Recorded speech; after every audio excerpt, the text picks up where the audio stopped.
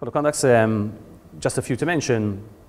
Best execution is quite important. Make sure there's proper fair treatment to all your clients, and making sure you're charging the best. It doesn't have to be the fee, but usually the best fee, because timely is also important. Skip through classifications. Conflicts of interest at all levels throughout the fund or the asset manager is important. So one has to grasp who may be conflicted and raise it to the board and make sure that you manage it accordingly. Preferably you don't have conflicts, but obviously in life we do. Complaints for retail, making sure there's a process in place to deal with complaint handling of investors or clients. And staff dealing, again, across the entire organization, making sure there's a policy and everybody appreciates it. I'm rushing through because I know we're going to kick into the compliance function and how this fits into all these policies. There are also other policies, incidentally, which are required, which are few to note. There's a PCP. We all face that, so I'm pretty sure everyone's aware of it. RM ICAP, as we mentioned, although you can get derogated. REM code mentioned, and AML. On the outsourcing, what we've mentioned before, it's important always to remember that the board is always going to be responsible for the general mandate. It can delegate it, but like everything else, when you delegate, you have to trust who you're delegating to, and you have to make sure that you monitor who you're delegating to. As James mentioned, so I won't repeat, but essentially the MFSA will need to approve it, and it's based on a reputable jurisdiction. But I think it's important that, especially given the way the current structures are in Malta, and there's a lot of outsourcing and reliance on outsourced entities, that the board is aware of its responsibility from a regulatory perspective, and it monitors this. This doesn't only fit and meet the regulatory requirements, but it meets also your general corporate governance, and making sure that if things go wrong, you have enough proof that you've carried out your responsibilities properly. And just to point out, there's a guidance note on this, which can speak to it more. Now, as I mentioned, how does the compliance officer and compliance function get involved with all this? Essentially, once you get the license, or once the fund or fund manager gets the license, then what? Usually the function of the compliance would be inclusive of drafting a manual, a policy manual, which is required by the MFSA within 6 months of license. Then one would get more involved, because usually you get involved a few weeks before license, and getting a better understanding and perspective of what the company is all about, who's doing what the detailed operations are, and with that information help the company actually write the policies and procedures. And that's important because they are very client specific, and whereas the policy manual could be a standard template to a certain extent, the policy is always very client specific. And advising the board and the company in itself from a regulatory perspective, and making sure everybody continues to be aware of its obligations.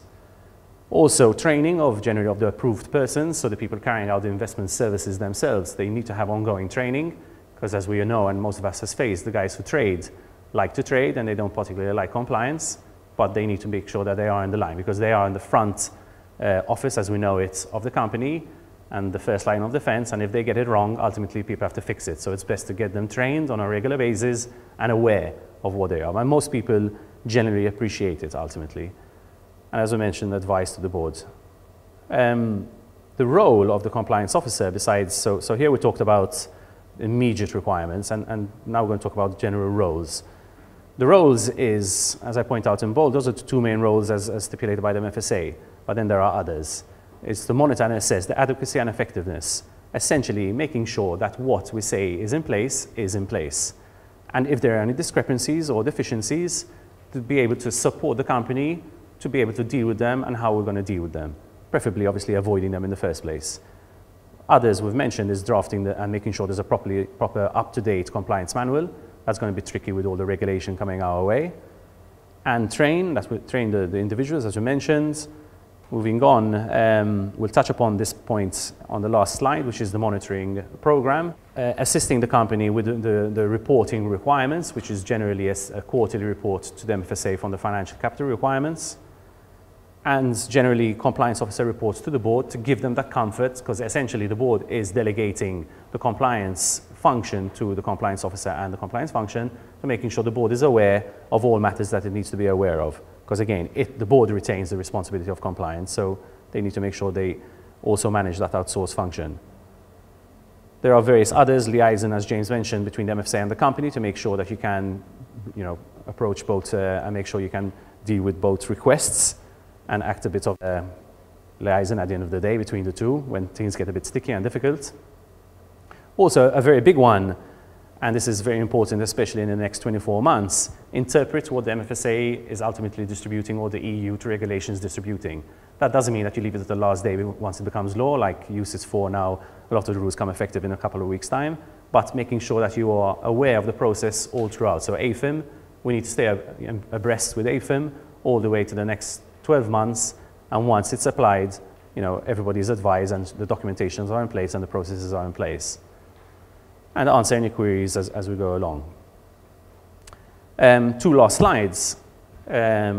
Ultimately, irrespective of all the rules and the policies and the formalities that you try and put in place, if there isn't a proper compliance culture and awareness and belief in compliance and regulatory requirements and a wish for it, you're not really going to manage because you're always going to be going up a hill.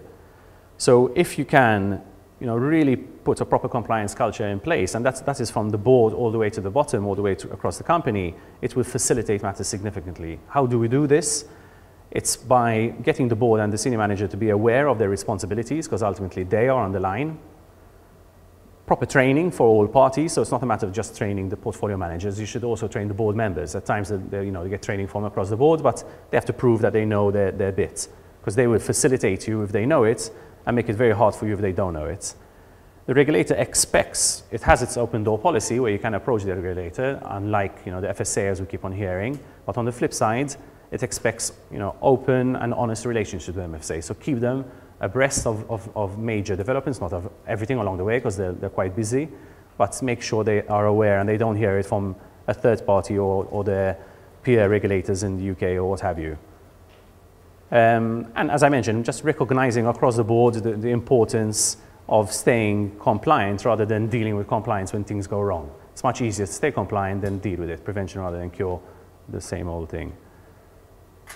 The general attitudes and a good relationship between the board and all members and the compliance officer and compliance function and even the MLRO from an anti-money laundering perspective, although the latter, there's a lot of change there with the FIU coming in. And as I've heard recently, there's a big blizzard of regulation coming our way for the next 24 months, so it's important that the culture is put in place. A final slide is the risk-based compliance monitoring program. With the culture in place and with all the rules and guidelines there, and everybody carrying out their job, one needs to ensure and give the comfort to the board and to the MFSA that things are actually happening. So how do you do that? Similar to the audit days that some of us might be in the past, like myself and David, my colleague here. But essentially, once you have a test, try and determine if the test is an important test and make sure on a regular basis that you check that test. It's not a matter of just saying, okay, these are all the tests, let's do them.